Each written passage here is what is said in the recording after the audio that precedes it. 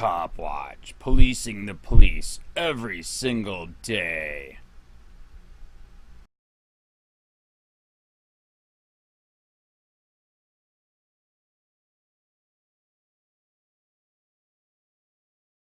Sheriff Bill Prummell. Charlotte County Sheriff's Office. Inter-Office Memorandum. 2. Earl Goodwine. Date, August 2, 2016. Subject, Investigation, Subcontractor Chaplain Welchman. On June 6, 2016. I received an administrative incident report from DET Estrada in reference to subcontractor Chaplain Welchman. An investigation was completed and the following details: the Anvilno DET Estrada had completed the administrative report on May 24, 2016. DET Estrada stated in the report he received a phone call from Intake Corporal Greg Kirkland. Corporal Kirkland informed him that Attorney Eric Riesinger wanted to speak with him. DET Estrada spoke with Attorney Riesinger and Mr. Riesinger informed him Chaplain Welchman was acting unprofessional with the female inmates. Mr. Riesinger informed DET Estrada his client inmate Tana Carlson told him, "Chaplain, women would get female inmates into a 28-day drug program when they get released from jail. She said the chaplain would get the females into the programs. When they completed the program, he would pick them up and expect to have sex with them." October. Estrada spoke Will's inmate Carlson in reference to the accusation she made to her attorney in reference to the behavior of Chaplain Welchman. Inmate Carlson told DET Estrada she would only talk if her name was Nachioed. She was reluctant to give any information at RST. She said she was a religious person and felt the way Chaplain Welchman acted was wrong. Inmate Carlson told DET Estrada women would use their sexuality to manipulate Chaplain Welchman into helping them get into a 28-day program. She told DET Estrada we should talk with two females that used to he incarcerated in the Charlotte County Jail, Margaret Bryant and Christy Lehman. Inmate Carlson claimed she was playing with her shirt when she was having a conversation with the chaplain and the chaplain got excited because he thought she was playing with her shirt seductively for him. Inmate Carlson claims that she has talked with Chaplain Welchman in the classroom in the unit. She said she has been to his office, but stopped going there, because she was creeped out. She said Chaplain Welchman would pick the girls up from the program, take them to a house in the woods. This house is supposed to have a dungeon with whips and chains. Inmate Carlson denies any physical contact with the chaplain, but her attorney claims she kissed him. On June 10, 2016, I received a sworn taped statement from inmate Tana Carlson. After reading her rights and placing her under oath, she refused to VE a statement in reference to the allegations made by her attorney. 1. Check the activity log for inmate Tana Carlson and at no time does the log have the inmate leaving the unit to visit with Chaplain Welchman. This would be consistent with the inmate request form answered by the chaplain. On approximately June 7, 2016 or June 8, 2016, I made contact with DET Jim Turner from the Vallisla County Sheriff's Office. 1. Explained that I needed to get in contact with a Ms. Margaret Bryant. 1. Gave the detective her last known address of 129 Holland Avenue, Ormond Beach, Florida. 1. Explained I needed to talk with her on a non-criminal matter and requested they make contact with her. Det. Turner called me on June 9, 2016, to inform me he did make contact with her and she said she would call. On June 10, 2016, I received a phone call from Ms. Margaret Bryant. She confirmed she knew Chaplain Welchman and she had heard a few rumors among the inmates, but she never saw any inappropriate behavior. She said she really could not tell me anything, but she knew some girls who could sell. I asked for the names of the women she was talking about. Ms. Bryant claimed she would have to think about the names of the girls and get back with me. I gave Ms. Bryant my OFF's phone number and requested she call back as soon as she could. Ms. Bryant said she would call back on Monday, June 13, 2016. Ms. Bryant never attempted to contact me again. I attempted to contact her by phone but was unsuccessful. Ms. Bryant did not attempt to contact me again. On 06/16/2016, Sergeant Alfred Sacco attempted to locate Ms. Christy Lehman at her last known address of 3 Sportsman Road, Rotunda, West Florida. He was unable to make contact with Ms. Lehman but did make contact with her mother, who said she would give her Dan Stur a message to call me at my OIS phone number. On June 17, 2016, I received a call from Ms. Christy Lehman. I asked Ms. Lehman if she knew of any professionalism involving Chaplain Welchman.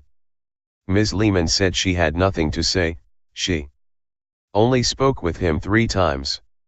She said she did not feel comfortable and she never saw him again. I asked Ms. Lehman what she meant by not feeling comfortable. Ms. Lehman said she did not know, she just didn't see him anymore. Ms. Lehman had nothing else to say and ended the call. On 06/15/2016, a sworn taped statement was taken from Corporal Christina Castile, who is assigned to the Detention Division. Corporal Castile stated she has seen and taken female inmates to the chaplain's office, which is located across the hall from the Housing Corporate's office.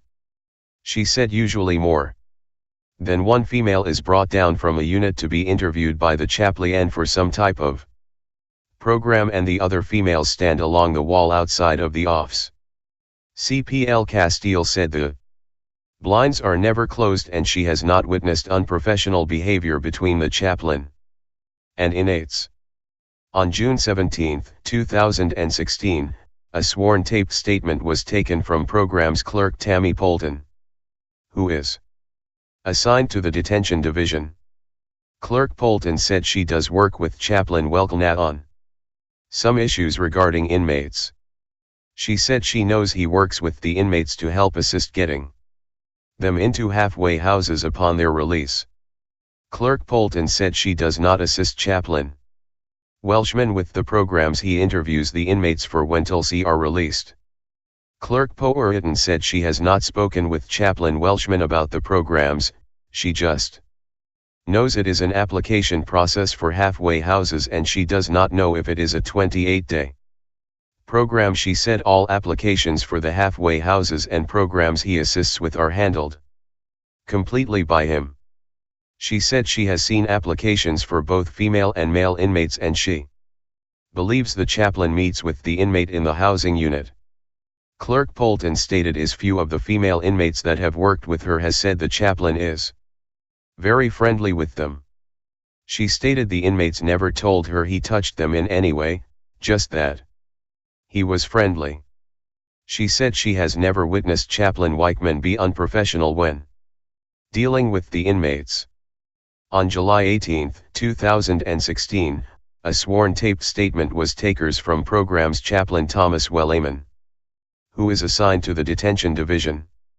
Chaplain Welchman states he provides spiritual counseling to both male and female inmates.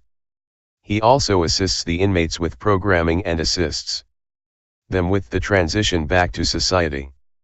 Lai said the main programs he assists with are for drug abuse, but he also assists with immediate housing, clothing, and food needs. Chaplain Welchman said an inmate will place an inmate request or ask verbally for assistance with programming when they are released from jail. He said he initially meets with the inmate in the housing unit in the classroom located inside of the officer's desk. Chaplain Welchman stated he does meet with the inmates in his office occasionally. He said after an inmate completes an application and a certain program wishes to conduct a telephonic interview with the inmate, it is done in his office. Chaplain Welchman states the blinds are never closed and usually there is an officer standing in the hall. He said the reason the officer is not in the office is because some of the information is confidential. Lai said the interviews are conducted during regular administration hours, they are completed by 5 p.m. and Lieutenant Long is aware of every interview. Chaplain Welchman stated in most cases the program accepting the inmate will come to the jail and pick them up. He said there are instances where a friend or family member will pick them up, but he discourages that practice because most of the time that person is not a good influence on the inmate. Lai said he has picked up an inmate and taken them to the treatment facility, but he has only done this approximately 4 times. Chaplain Welchman states there is a process in order for him to pick up an inmate. The inmate must submit a request, the request goes to Lieutenant Long and she approves it. Lai said he does not go by himself if he can help it. Chaplain Welchman states he has picked up persons from a treatment program and taken them home or to transitional housing. He said he meets the families of the person he picks up and conducts services in some of the transitional housing. Lai said he never goes in a private room. He always conducts his service in the living room area. Chaplain Welchman stated he has counseled with inmate Tana Carlson. He said she has been forthcoming in reference to her charges. He said she started trying to get him to set up a program for her. He said he explained to her she must be closer to a disposition on her case. He said she was becoming upset with him because he would not contact her family for her. Chaplain Welchman said he is not familiar with Ms. Margaret Bryant and does not recall speaking with her.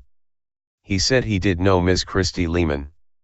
He said he helped her get into a 28-day program, and when she was released from jail, she did not show up. Chaplain Welchman stated he has not touched an inmate outside of a handshake.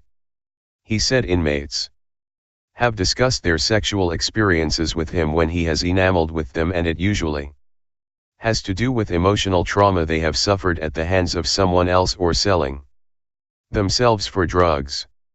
He said the inmates are the ones who have brought up the conversations and he would not initiate it. Chaplain Welchman stated he has never kissed an inmate while they were in custody nor when they have been released. The investigation was focused on determining if a review of agency policy and procedures as well as actions taken by Chaplain Welchman in the performance of his contractual obligations. Based on the statements from the individuals involved. The statement from Chaplain Thomas Welchman and the lack of statements by the accused and her witnesses, a preponderance of the evidence does not support the fact that Chaplain Thomas Welchman did not conduct himself in the appropriate manner consistent with Charlotte County Sheriff's Office's core values. I find this complaint unfounded. In conclusion, this investigator finds the members of the Charlotte County Sheriff's 0mm and its subcontractor assigned to provide inmate religious services took the necessary steps to complete appropriate programming to the female inmate population and followed the policies and procedures as set forth in the Charlotte County Sheriff's Office SOPS. Sheriff Bill PRUMMELL 1474 Adultals M. GORDA. RTUs. Retinas M. Charlotte County Sheriff's Office. We must. Administrative Incident Report. Reporting Bureau of Law Enforcement Unit / Squad Jail Late Detective. Last name Estrada, first name Det Kevin, payroll D0483. Date of incident 05/I24/2016. Incident type security El Seduno Earn. Location Charlotte Court Jail 26601 AI Route RD Punta Gorda, Florida 33982. Other agency involved yes. Name of agency, associated case number. Details of incident, to cover who was involved, when it happened, where, why, how, and action taken. On 05244016, I was notified by Intake CPL Kirkland that an attorney wanted to meet with me. I responded to Intake and met with Eric Riesinger, who is the counsel for inmate Tana L. Carlson Dobb, February 9, 1984 JCA hashtag 77685. Riesinger advised that his client said the jail chaplain, Thomas Welchman, was acting very unprofessional. I asked him to elaborate on how. Riesinger advised that Welchman runs the 28-day drug program and helps the ladies get into it. Once completed, he picks them up and they have to repay his service with sexual favors. Due to this information coming from his client, I asked who was his client and Riesinger replied Tana Carlson. I had her pulled from her pod and we all went to the first appearance court Roma. I gave them both time to talk alone in the secure client room. Once completed, I met with Tana and advised her of why I needed to talk with her. She advised that she would only talk to me if her name was kept out of the report. She wished to remain unknown. Tana very reluctant at RST at providing information.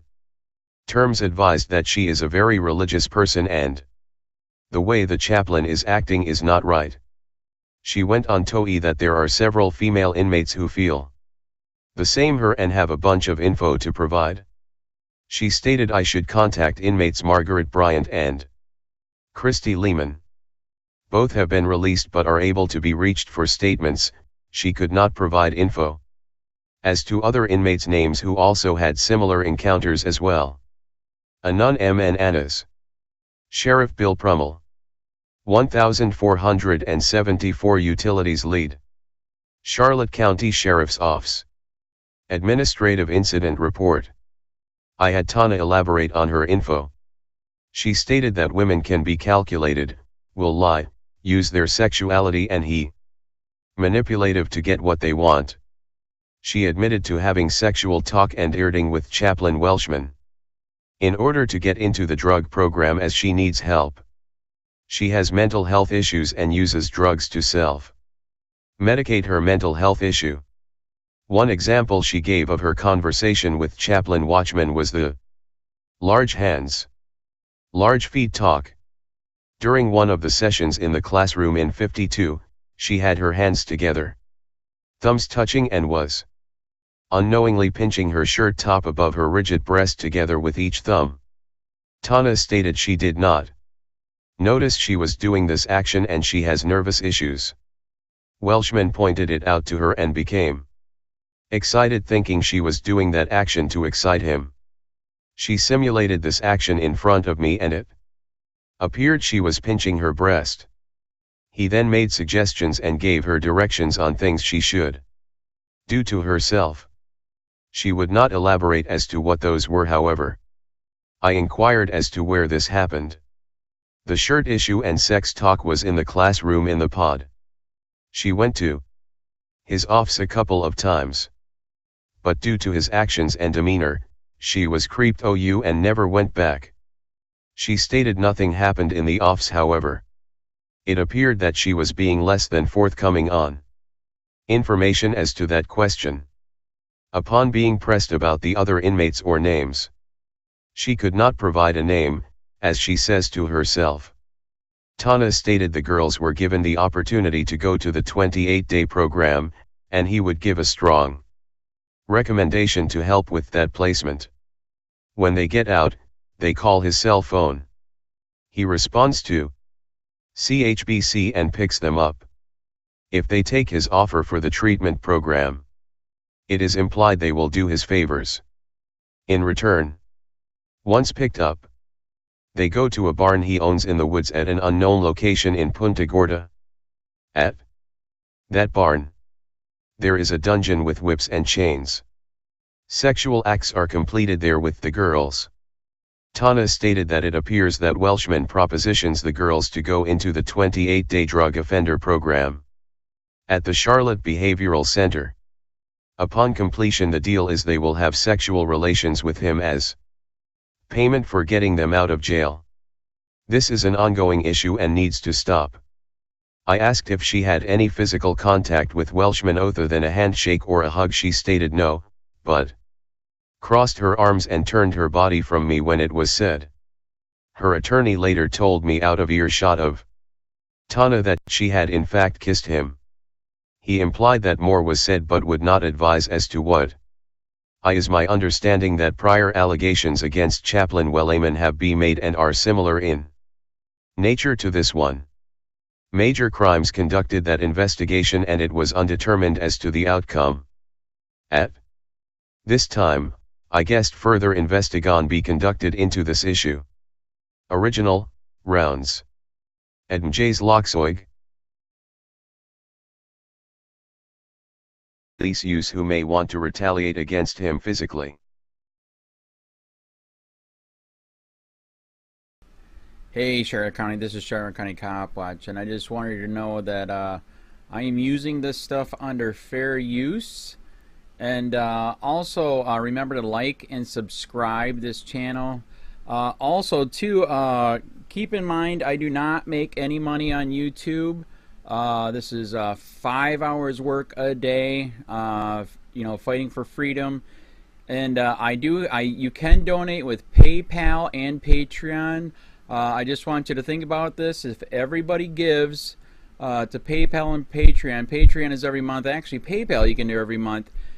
I have 12,000 subscribers. If everybody gives, I can quit my regular job and go full-time investigations on Charlotte County and possibly even more and beyond. So just keep that in mind. If everybody helps out, I can go full-time doing this. Thanks.